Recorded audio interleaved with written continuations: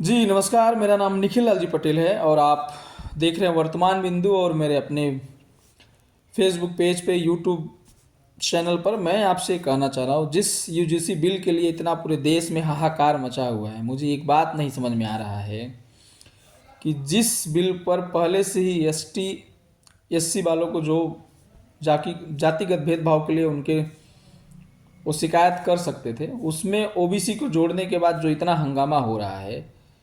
मैं खुद एक ओबीसी समाज से आता हूँ। इसमें ये भी देखना है कि जो माइनॉरिटी ओबीसी में आती है वो कहाँ है। ठीक है, और भी लोग ओबीसी में आते हैं, ऐसा नहीं है, लेकिन सिर्फ ओबीसी वाले ही हो हल्ला कर रहे हैं। एससी एसटी के लिए तो अभी भी वो बिल है, कोई बात नहीं। जो अभी अभी जो जिस बिल पे सुप्रीम कोर्ट ने स्टे लगाया है वो 2012 वाली फिर चल रही।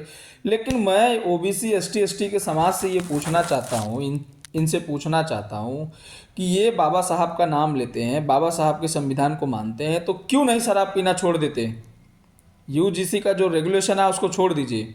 सबसे ज़्यादा पाखंड तुम लोग फॉलो करते हो। जितने भी ओबीसी समाज के लोग हैं सबसे ज़्यादा मंदिरों में जाते हैं। जितना एससी एसटी ओबीसी समाज है मंदिरों में जाता है, पाखंड को मानता है, बाबाओं के पास जाता है। आप अपने बच्चों को पहले क्यों नहीं पढ़ाते।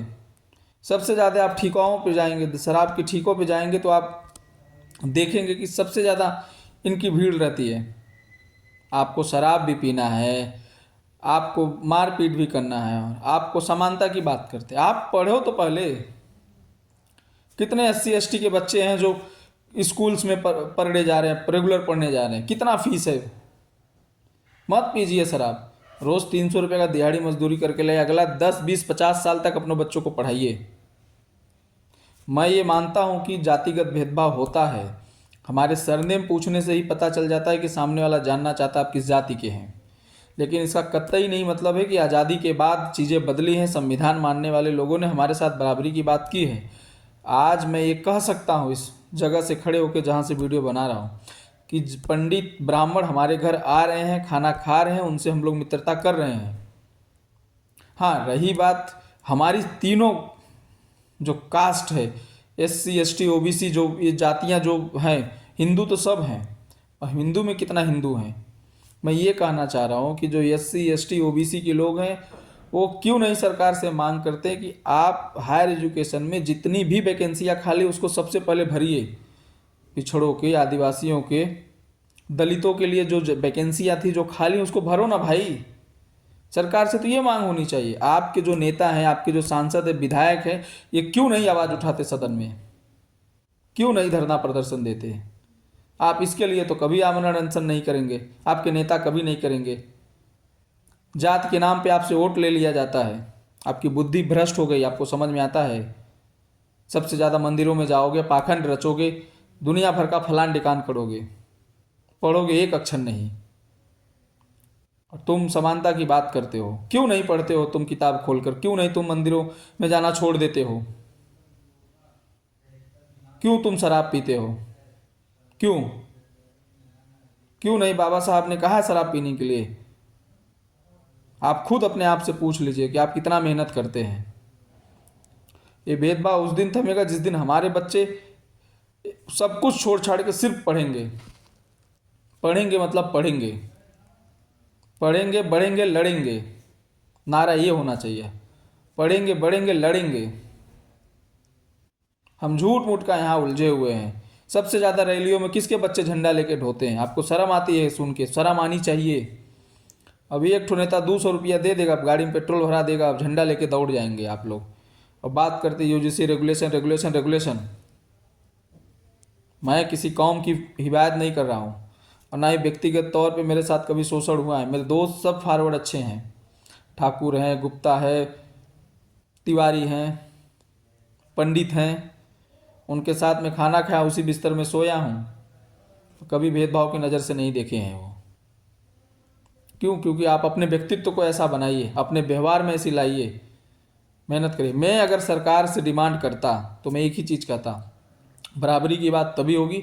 और आप अगर हमारे हितैषी हैं, जो भी सरकारें हैं राज्य में, केंद्र में, कहीं भी अगर आप हितैषी की बात करते हैं तो आप जितनी भी खाली सीटें हैं सेंट्रल यूनिवर्सिटियों में, राज्य यूनिवर्सिटियों में और डिग्री कॉलेजों में, SC ST OBC PWD जिसकी भी सारी वैकेंसी आप भर दीजिए, तब आप मानेंगे, हम मानेंगे कि आप समानता की बात करते हैं। नहीं तो आप सिर्फ मुद्दों में उलझाना चाहते हैं। हिंदू मुस्लिम, तो इस बार मुस्लिम तो नहीं हुआ, पर हिंदू हिंदू से हिंदू, हिंदू और ब्राह्मणवाद, हिंदू और ठाकुरवाद, ये सब इसी में गोल मोल कर दे रहेंगे। अरे शर्म करो SC ST OBC वालों, तुम लोग सोचो, शराब दारू पीना बंद करो, 200 500 1000 10,000 के लिए वोट देना बंद करो, अपने बारे में सोचो, अच्छा सोचो, किसी भी नेता के सामने गुलामी मत करो जब तक आप पढ़ोगे नहीं। सब नेताओं के बच्चे साले विदेश में पढ़ते हैं, सब के सब। तुम्हारे बच्चे, यूपी का हाल है कि प्राइमरी विद्यालय बंद होता चला जा रहा है, आपको समझ में नहीं आ रहा है। और एक यूजीसी रेगुलेशन बिल आया, उस पर भी स्टे लग गया तो तुम लोग लगे भन्नाने। पहले खुद अपने कॉलर में गिरेबान में झांक के देखो, जितना भी समाज का लोग, OBC SC ST समाज का लोग जितना भी दारू पीता है, उन सबको किसी भी तरीके से बोलने का कोई हक नहीं है, किसी को भी। पहले खुद अपने चरित्र को इतना महान बनाओ। बाबा साहब को मानते हो तो आज और अभी से जब मेरा वीडियो फेसबुक पर जाएगा, कसम खाओ कि हम पथ भ्रष्ट नहीं होंगे, हम अपने मार्ग पे चलेंगे, अपनी हक की लड़ाई लड़ेंगे और इतना मेहनत करेंगे, इतना पढ़ेंगे कि दुनिया में जैसे बाबा साहब ने नाम रोशन किया वैसे हम करेंगे। सिर्फ एक ही बाबा साहब क्यों निकल के आ पाए, हमारी समाज की मायावती जी आई, चंद्रशेखर जी भी हमारे लिए लड़ रहे हैं। कब तुम लोगों की बुद्धि खुलेगी? और रेगुलेशन स्टे हुआ है, फिर किसी न किसी कारण से उसमें कुछ लोगों को फिर जगह दे दी जाएगी, फिर आ जाएगी। क्या किसी रेगुलेशन आ जाने से, कोई बिल पास हो जाने से तुम्हारे बच्चे बहुत आगे निकल गए क्या? हमको इतना अपने आप को मजबूत बनाना है, अपने समाज को इतना आगे लेके जाना है। जो SC ST OBC में जो आगे चले गए हैं और जो रह गए हैं, हम दोनों की जिम्मेदारी को अपने समाज को इतना आगे लेके जाना, इतना आगे लेके जाना है कि किसी भी आरक्षण की ज़रूरत ही ना पड़े, कोई आरक्षण की बात ना हो। हमारे बच्चे इतने पढ़ने में अच्छे हो जाए कि हम जनरल से नहीं, हम किसी भी एग्ज़ाम में बैठे तो सिर्फ हमारा नंबर आए।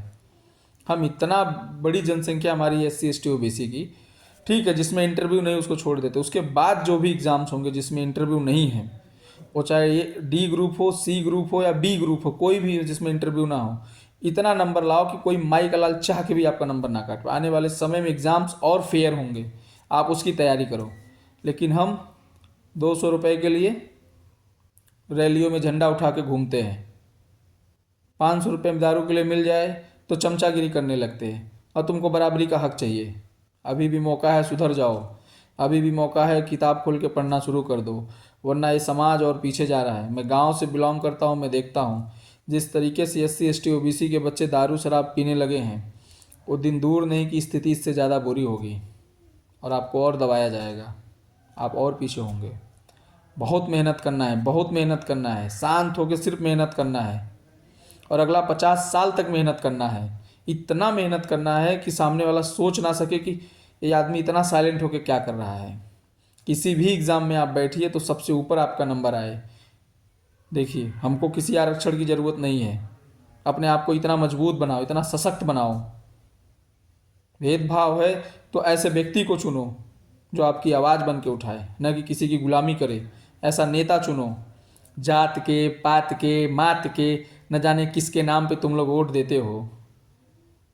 बिहार में ऐसे ऐसे प्रत्याशी हार गए, बताओ, शर्म आनी चाहिए तुम लोगों को। और तुम बात कर रहे UGC UGC UGC UGC, पहले खुद तो ऐसे नेता पहुँचाओ वहाँ पे जिनके अंदर वो भाव हो। और भाव कहाँ से आएगा? 1500, अभी ग्राम प्रधान का चुनाव आने वाला है, 1,000 2,000 पे तुम साले बिक जाओगे। तुमको शर्म आती है? तुम UGC UGC UGC चिल्ला रहे हो, इतना UGC चिल्लाओगे तो UGC भी सोचेगा क्या चिल्ला रहे, क्या रहे। पहले अपनी नीयत सही करो, किताब खोल के पढ़ना शुरू करो। बाबा साहब को मानते हो तो किसी मांस मदिरा के चक्कर में मत पड़ो, सिर्फ पढ़ो पढ़ो पढ़ो और आगे बढ़ो और लड़ो। मेरी बात अच्छी लगी तो शेयर करना, बुरी लगे तो कमेंट करना, जो मन आए करना। पर मैंने एक एक शब्द अगर गलत बोला हो तो मुझे ज़रूर बताना कि मैंने क्या गलत बोला, क्या सही बोला है। धन्यवाद।